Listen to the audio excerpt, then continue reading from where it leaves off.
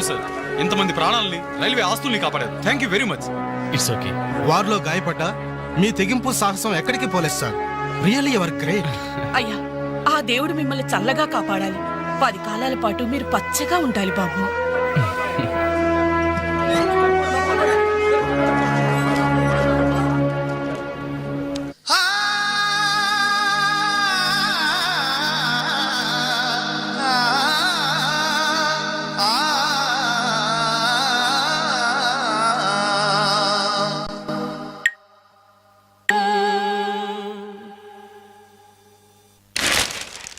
Winner never quits, quitter never wins. Grand Prix 2000 winner, Mr. Ravi Chandra interview. మన రవి గారి interview రా. నమస్తే రవి గారు. నమస్తే. బైక్ రైడింగ్ విషయంలో అసలు మీకు ఇంట్రెస్ట్ ఎలా స్టార్ట్ అయింది? బేసిక్గా మా ఫాదర్ మెకానిక్, అందుకే బైక్లు ఎప్పుడు అందుబాటులో ఉండేవి. సో ప్రత్యేకించి కష్టపడకుండానే నాకు ఈ బైక్ రైడింగ్ బాగా ప్రాక్టీస్ అయింది. రాస్కెల్ వీడేంట్రా టీవీలో ఎలా ప్రత్యక్షమయ్యాడు? మీ సక్సెస్ కి మీ స్వయం కృషి కారణమా లేక ఎవరి ప్రోత్సాహమైనా ఉందా? ఉంది. మీ నాన్నగారా? కాదు, అంజలి. అవునండి, నన్ను లైఫ్ వార్లో గ్రేట్ సోల్జర్గా మార్చింది ఆమె. ఇంతకీ ఆ అమ్మాయి ఎవరు సార్?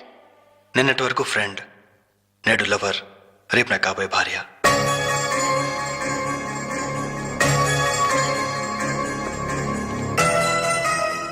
Hello Gemini TV. ఇప్పుడు మీ ఛానల్ ఇంటర్వ్యూ చేస్తున్న రవిచంద్ర చెన్నైలో ఎక్కడున్నారో చెప్తారా?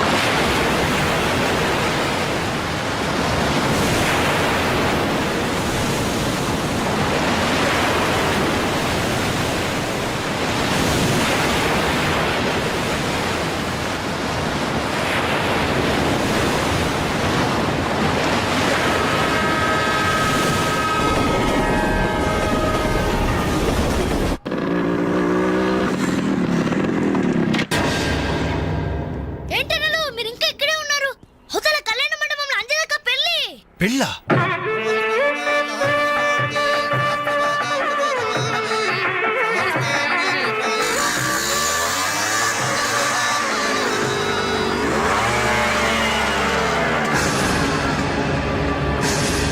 ఏంట్రా అలా చూస్తున్నావు?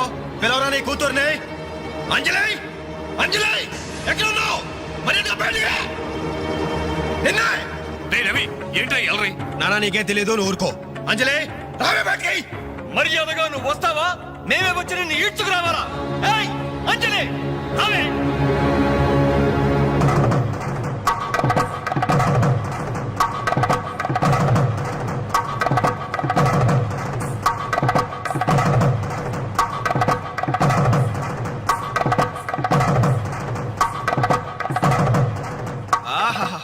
ఏమి అందం, ఎంత పవిత్రత. సాక్షాత్తు మహాలక్ష్మిలా ఉంది కదూ. చేతులెత్తి నమస్కారం పెట్టాలనిపిస్తుంది, కానీ దీని బతుకేందో, దీని పాతిరొచ్చేందో ఇప్పుడే మేము తెలుస్తాను. ఏమే నీ గుండెల మీద చేసుకుని చెప్పు. నాకు తెలియకుండా వాడికి, వాడికి తెలియకుండా వీడికి, వీడికి తెలియకుండా వాడికి నువ్వు ఐ లవ్ యూ అని చెప్పావా లేదా? చెప్పవే. చెప్పాను. ఎందుకు చెప్పావు? నువ్వు ప్రేమించడానికి నలుగురు, పెళ్లికొకడా. నువ్వు సరసాలాడడానికి నలుగురు, సరదా తీసుకోవడానికి ఒకడా. ఒకేసారి 5గురిని భరిస్తాక నువ్వైనా ద్రౌపదిని అనుకుంటున్నావా? చెప్పు, ఎందుకు ఇంత నాటకం నడిపావు? మా జీవితాలతో ఎందుకు ఆడుకున్నావు? నిన్ను ప్రేమించిన నేరానికి మమ్మల్ని ఎందుకు పిచ్చివాళ్ళని చేశావు? చెప్పవే, చెప్పు.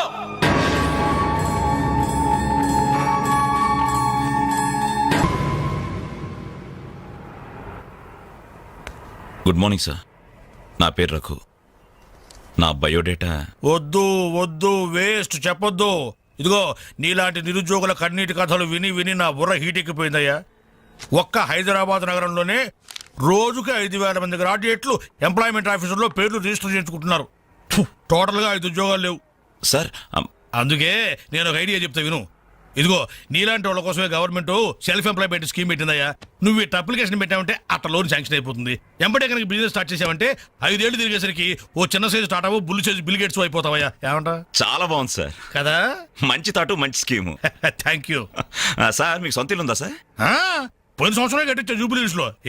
ఏం లేదు, నేను లోన్ అప్లై చేస్తే మీరు షూరిటీ పెట్టడానికి. నీ లోను కోసం నా ఇల్లు తాకట్టు పెట్టాలనా? మరి నా దగ్గరే ఉంది సార్. పోనీ మీ జాబ్ రిజైన్ చేసి నాతో బిజినెస్ పార్ట్నర్ గా జాయిన్ అయిపోండి. మన ఇద్దరం 5 ఏళ్లలో కోటీశ్వరం అయిపోవచ్చు. ఎగతాళా? ఎగతాళి చేసింది నువ్వు. ఉద్యోగాల కోసం ఎంతో ఆస్తి వచ్చే వాళ్ళకి నువ్వు ఇచ్చే బోడి సలహా ఇదే. పైగా ఉద్యోగాలు లేవు అని చెప్పడానికి సెక్షన్, దానికి ఆఫీసరు, నీకు శాలరీ.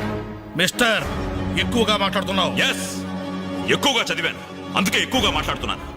కష్టపడి చదువుకున్న వాడు ఎవడైనా కడుపు మండితే ఇలాగే మాట్లాడతాడు. నువ్వు కష్టపడి చదువుకున్నావో కాపీ కొట్టి పసాయేవో నాకు అనవసరం. మర్యాదగా బయటికెళ్ళు. వెళ్ళకపోతే మెడపట్టి బయటికి గెంటాల్సి. నా మీదే చెయ్యెత్తావా? చెయ్యి ఎత్తడం కాదు, నా మీద చెయ్యి. ఇలా ఆఫీసుల్లో నిద్రపోయే వాళ్ళకి ఏమంటారా ఉద్యోగాలు? ఈ రాష్ట్రాన్ని విషన్ 2020లోకి తీసుకెళ్తాను.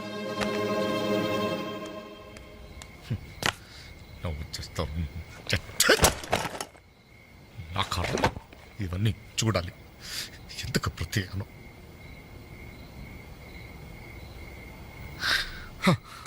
ఎందుకలా ఉన్నారండి?